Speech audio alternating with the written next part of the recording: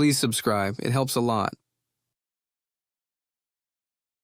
Carlin walked through Riverstown, with the rain sticking to his hair and sleeves. The streets gleamed, slick from the day's drizzle, lamps glowing dim along the rows of narrow houses. He kept his hands in his coat pockets and kept his head low, though he felt every pair of eyes that passed him. He was the flockmaster's son. People remembered that fact even when they forgot other things about him. He tried to feel like it was pride they carried when they looked at him, not judgment, though the two often blurred together. His mother, Nora, had told him earlier to take time for himself before the evening's gathering. She knew the weight he carried, and she gave him space where others crowded him. So he walked, letting the sound of wings drift through his memory. The flock rested now, feathers drying under rooftops, human faces put back on before morning. To the town, they were nothing more than ordinary neighbours. To each other, they were a hidden order bound by rules and survival. Carlin paused by the river where the water slid in steady ripples under the stone bridge. The rain had slowed, though mist still hung above the bank. He thought of the stranger, the flockmaster's son from Collooney, who had pressed his interest on him only days earlier. The man spoke of business and possibility of marriage, of how he could give Carlin a new life by joining the flock of Riverstown with his own. His words clung to Carlin even after he walked away.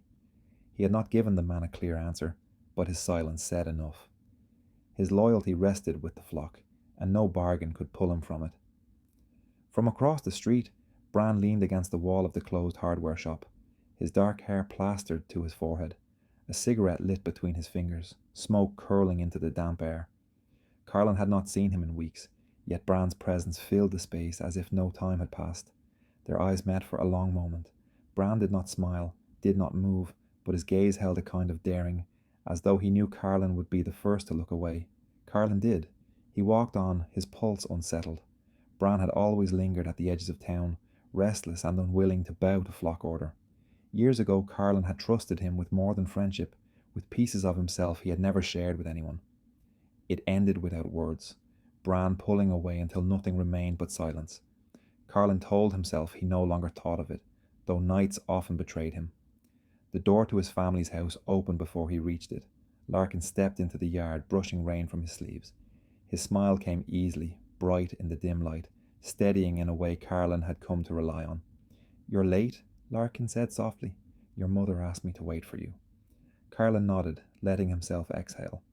Larkin had stood beside him since childhood, a constant presence at festivals, at lessons, at every gathering. They had flown together countless times. He carried none of Bran's shadows. He was trusted, patient, admired. His father ranked second in strength after Nora, and most assumed Larkin would follow in his path. Inside, warmth filled the house, firewood burning low in the hearth. Nora sat near it, her sharp eyes catching Carlin's as soon as he entered. She carried authority without raising her voice, though Carlin saw the fatigue at the edges of her expression. The murder of secrecy loomed over them always, the balance between human lives and crow lives so fragile a single mistake could undo it. "Tomorrow we meet again," Nora said, her voice even. "Questions are rising." The flock must be steady. Carlin sat opposite her. Larkin lingered nearby, his quiet loyalty a presence more than a sound. Carlin thought of Bran outside, wet and defiant, and felt a knot form inside his chest. Later, after Larkin left for his own home, Carlin leaned against his bedroom window and watched the rain thin into mist. The stranger's words echoed in his memory. So did Bran's stare. So did Larkin's touch on his shoulder. Everything pressed in on him, tangled between duty and desire. He knew tomorrow would bring no peace. Only more eyes turned on him, waiting for him to choose, to inevitably turn the other flock heir down. He lay awake, the call of wings in his blood, the rhythm of the river outside. He carried the weight of being Nora's son, but he carried something else too, something no one had spoken aloud. The flock's future rested on him, but his own heart rested in places he had not yet found the courage to claim. Carlin woke to the sound of knocking on the door. The grey morning carried a sharper chill than usual, rain still pressing against the windows. Nora's voice called from the main room, low but firm, telling him to get dressed. He rose without asking why. Something in her tone told him she did not want to explain twice. When he stepped outside with her, the flock was already gathering near the riverbank, faces pale, voices low, bodies shifting between whispers and silence. Carlin caught fragments of their words. Dead, found this morning, by the water. His stomach tightened before he saw anything.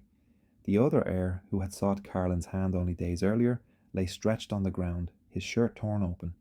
His skin looked pale under the thin rain. A wound marked his throat, jagged as if torn rather than cut. A cluster of crows perched along the fence nearby, wings unsettled. Carlin froze.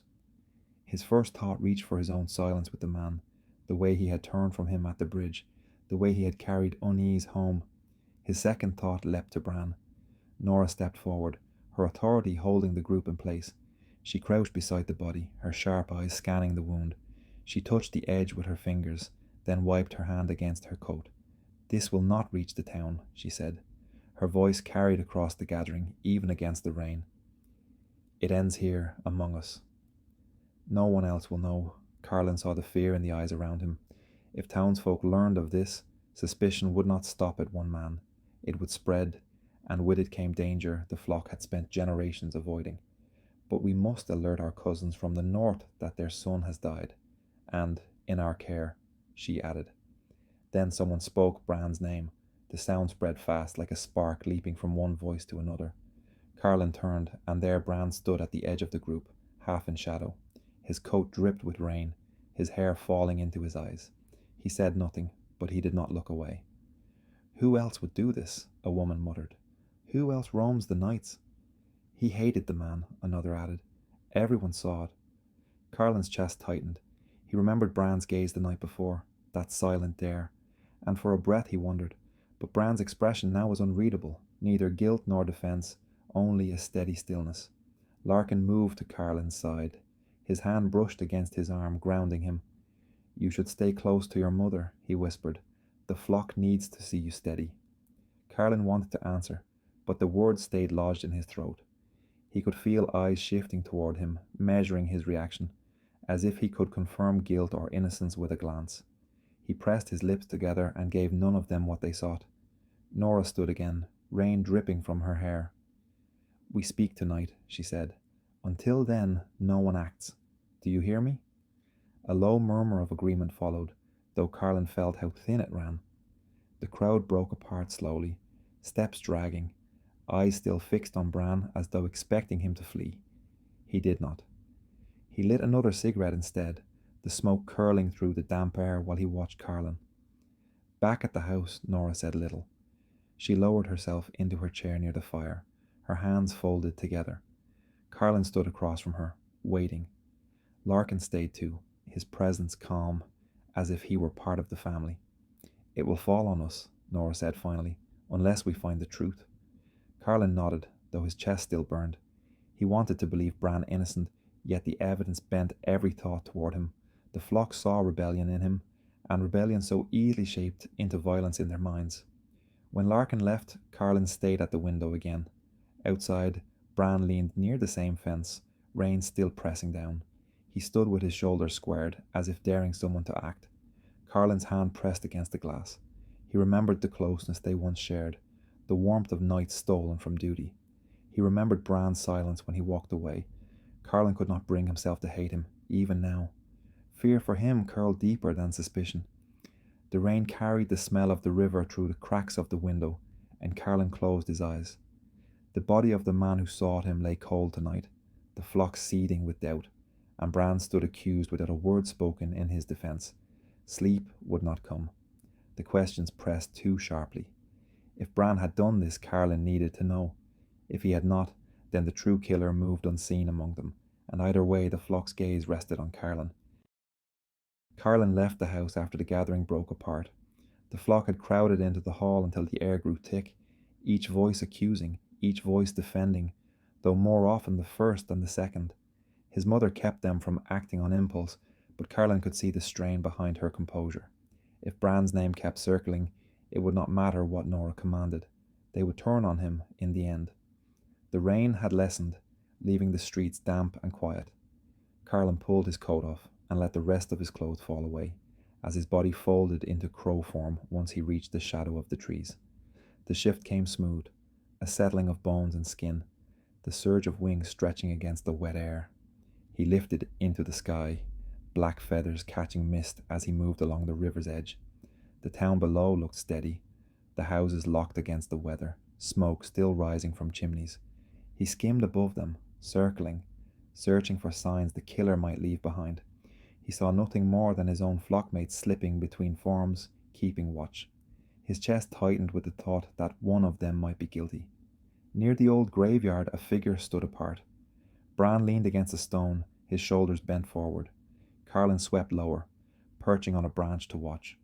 Bran crouched, pulling something from the ground, then pressed it inside his coat as if hiding it. He lit a cigarette, the flare of fire marking his face for a moment before he turned away. Carlin felt torn. The sight of Bran alone in a place where the dead rested unsettled him. It could mean guilt, yet Bran's movement seemed almost protective rather than secretive. Carlin spread his wings again and flew home, unable to decide what his eyes had shown him. Later that night, Bran found him. Carlin had gone out walking, restless, the rain a faint drizzle against his hood. He stepped under the stone bridge to catch his breath and saw Bran waiting there. "You follow me now," Bran said, his voice quiet but carrying. Carlin stiffened. "Someone must." "You know what they say." "They say what they always wanted to say," Bran answered. Smoke drifted from his lips, though the cigarette in his hand burned low. "I did nothing." "You know I did nothing." Carlin met his eyes. The darkness around them held, water dripping from the stone above. Bran's stare reached deep, almost pulling words from Carlin he refused to speak. "Why should I know that?" Carlin asked. "Because you know me," Bran said. His tone carried no plea, only a rough certainty. Carlin's pulse rose. He remembered the nights years earlier when Bran's hand rested against his neck, when his mouth brushed close. He remembered the silence that followed, the absence left behind. To trust again felt dangerous, yet his body ached with the memory of it. "If you are innocent," Carlin said, his voice tight, "you need to say so to them, not only to me." "I will not beg," Bran said. His cigarette hissed as he dropped it into a puddle. "They will not believe me." "They want me gone, and you know it." Carlin opened his mouth, then closed it. Bran stepped closer, rain sliding over his hair, his coat clinging to his frame. The air between them burned, though neither touched the other. "Be careful, Carlin," Bran whispered. "The danger is not where you think." Carlin's breath caught, but Bran moved away before he could answer, fading into the dark street until the sound of his steps vanished. The following day the flock pressed harder. Voices rose in Nora's house, calling for Bran's exile. They pointed to his absence, his wandering, his history of defiance. Nora stood against them, though Carlin saw her grip the table as if bracing herself against their force. Through it all, Larkin stayed near Carlin. He spoke softly, always in support, always easing the strain. When others accused, he turned their words aside, reminding them of patience, urging Carlin not to lose faith in the flock. His hand often touched Carlin's shoulder, grounding him, a steady presence against the storm. Carlin leaned on him more than he wanted to admit, yet Bran's warning echoed in his thoughts.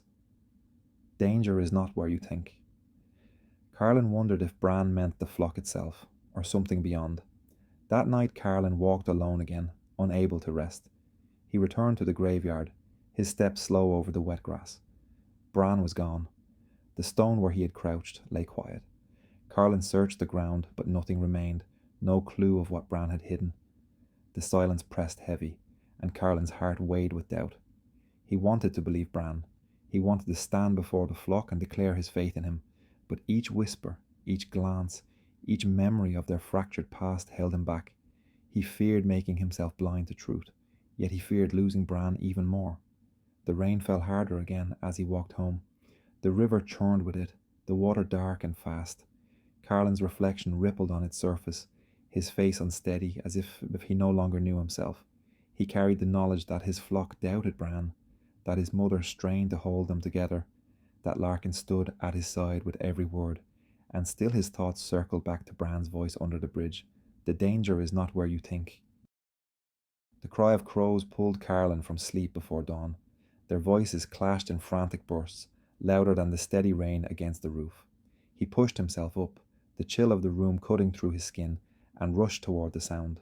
Nora's chamber lay open. Flock members crowded near the doorway, faces pale in the grey light. Carlin pushed through until he saw her, seated weakly on her bed, blood marking her nightclothes near the ribs. "She lives," someone whispered, but it was close. Carlin dropped to his knees beside her. "Mother," he said, his voice breaking. Her hand reached for his, thin yet steady. "It will not stop me," she said. Her face looked drawn, but her eyes still carried fire. The murmurs behind them grew louder. The room shifted with anger, suspicion snapping into one name, Bran. Carlin felt the pull of their voices, the certainty in their tone. He rose, his heart pounding. He wanted to speak, but no words formed. The truth balanced on a thin edge. "Enough," Nora said, though her voice weakened. "No one moves against him without proof." The elders bowed their heads, yet Carlin could feel the unrest. It would not take much for them to break her command. When night came, Carlin left the house in silence. The air smelled of wet earth, heavy from the day's storm. He shifted into crow form and flew until the village lights fell away behind him. He landed near the riverbank, shifting back to human as Bran stepped out of the shadows. "You came," Bran said, his tone rough. "They say it was you," Carlin answered. He kept his voice steady, though his chest burned. "They say you struck at my mother." Bran's jaw tightened. "I would never touch her." Carlin studied him.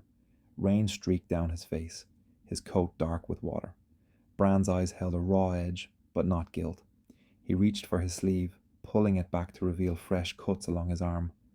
"I fought the one who entered her room," Bran said. "I drove him off, but I could not stay."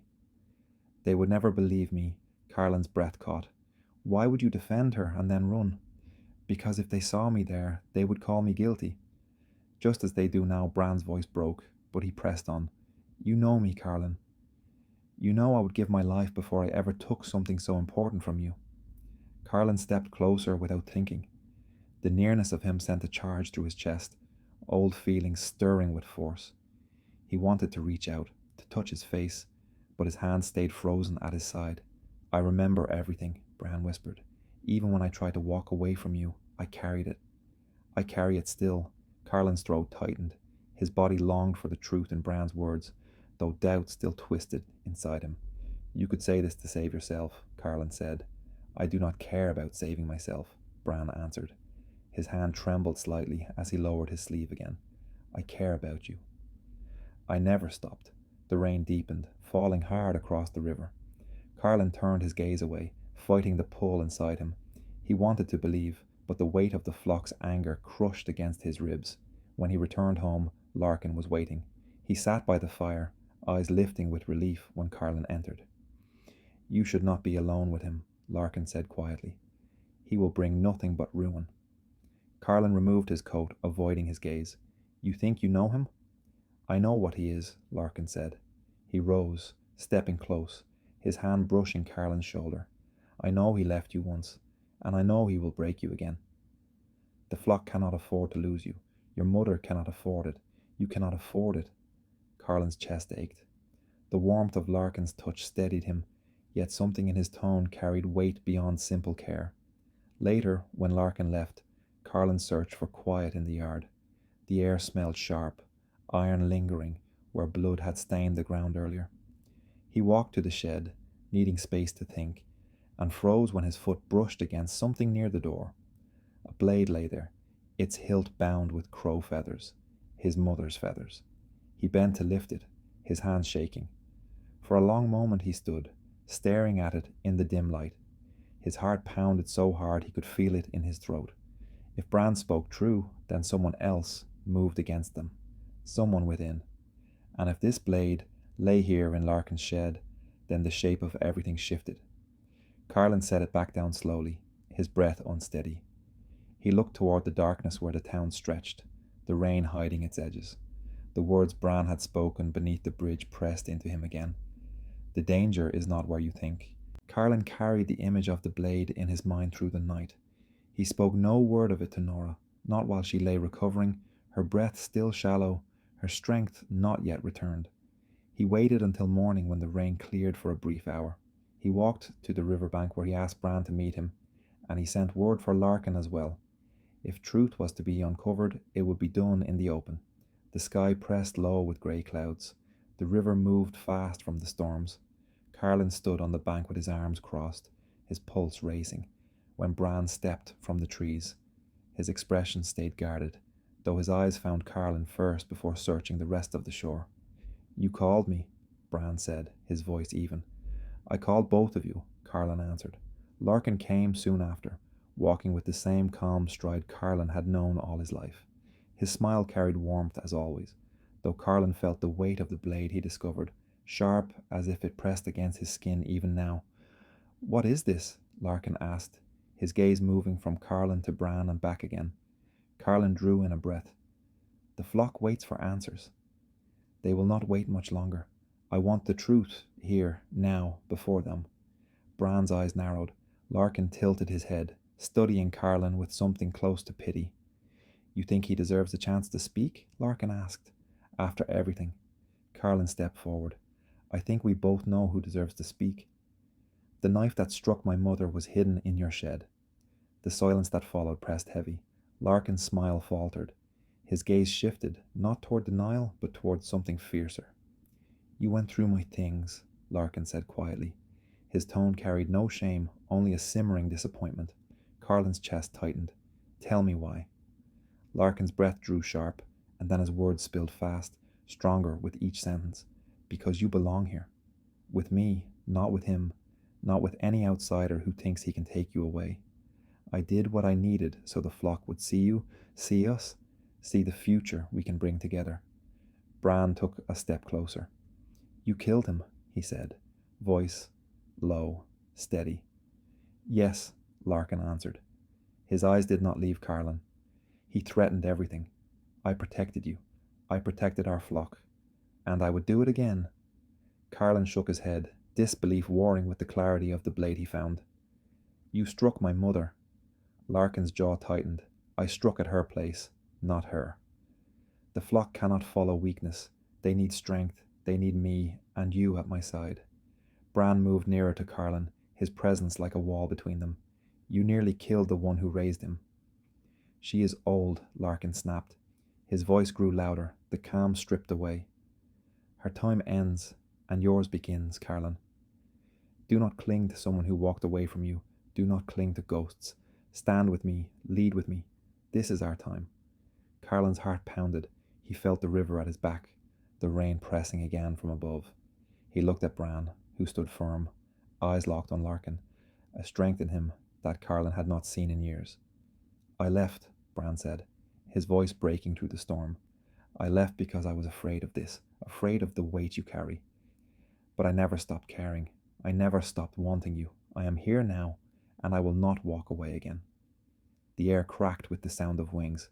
Larkin's form shifted, feathers erupting as he shrieked, his crow-shaped black against the grey sky. He lunged at them, claws cutting through the air. Carlin shifted as well, his body breaking into feathers, his wings spreading wide. Bran followed, both of them rising to meet Larkin in the air above the river. The fight tore through the mist, wings striking, claws ripping, beaks snapping. Blood flecked the rain. Larkin circled fast, striking again and again. Carlin felt his body bruise under the blows, but Bran met each attack, forcing him back. Carlin's heart pounded, not only from the fight but from the clarity it brought. He saw in Bran's movements not chaos, not rebellion, but protection. He saw the truth he needed. With a final surge, Carlin drove himself into Larkin, knocking him from the air. They tumbled, feathers twisting, until the ground struck hard. Larkin shifted back, gasping, his face pale, his arm bent at a wrong angle. The river roared beside them. Carlin stood above him, his body still trembling from the fight. Bran landed nearby, blood streaking his cheek, his breath ragged. The flock gathered from the trees, drawn by the noise, their eyes wide as they took in the scene. Larkin lay on the ground, his chest rising and falling fast, his secret broken, his words no longer hidden. Carlin's throat ached, but he spoke clearly. It was him. Not Bran, not an outsider. Him. The truth hung in the rain, undeniable now. The rain fell harder as the flock closed in around the riverbank. Their faces revealed confusion, anger, and grief all at once. Larkin lay against the wet grass, his breath short, his eyes sharp even in defeat. Carlin stood over him, his chest rising and falling with the weight of everything spoken and done. Nora arrived, supported by two elders. Her skin looked pale, but her eyes carried strength. When she saw Larkin on the ground, she stopped. Her gaze moved to Carlin, then to Bran, and at last to the rest of the murder waiting for her judgment. Carlin's throat tightened. He wanted to shield her from the truth, but the flock needed to hear it. "It was Larkin," he said. His voice carried across the bank. "He killed the man who sought me." He struck at Nora. He confessed. Gasps rippled through the crowd. A few crows shifted, their wings rising in agitation. Others whispered, their eyes darting toward Larkin, then to Carlin, then to Bran, who stood bloody yet steady beside him. Larkin coughed, spitting water. "I did it for us," he said. His eyes locked on Carlin. "For you. They will never understand, but I did it for love, for strength. You could have stood with me." Carlin's chest burned. He wanted to rage, to demand how love could twist into violence, but his voice came softer. "You tried to own me. You tried to own the flock. That is not love." The elders seized Larkin's arms and lifted him to his feet. He struggled at first, then sagged when he saw no support from those who once trusted him. His father stepped forward, his face carved from grief. He did not speak, only nodded for the elders to take him away.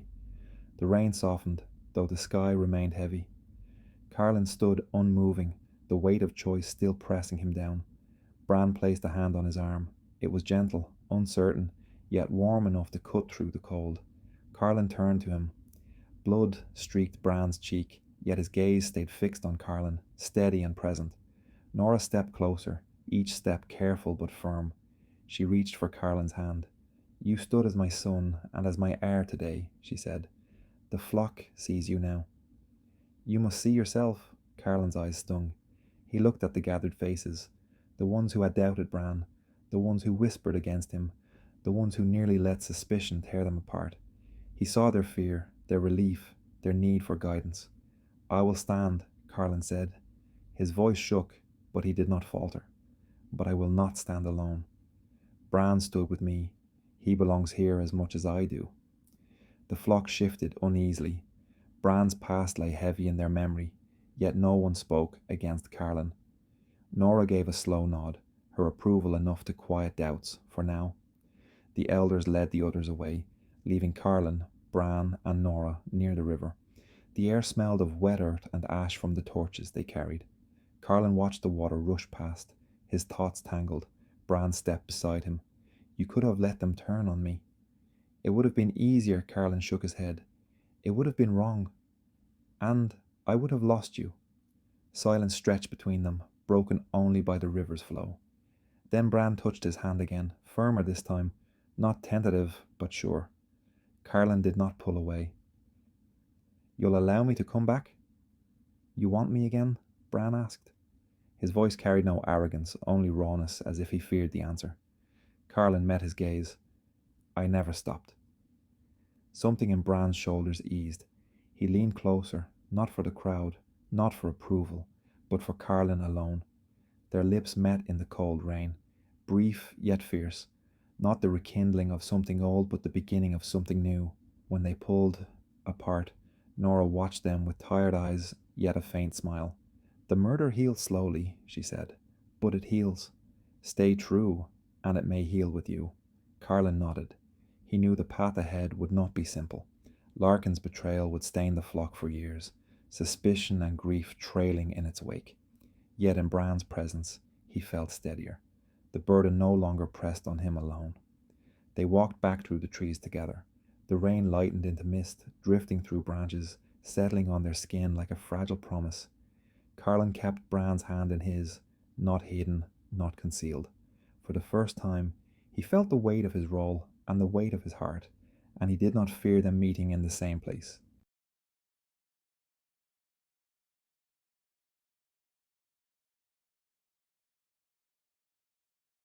Please make sure you are subscribed and be one of the strange.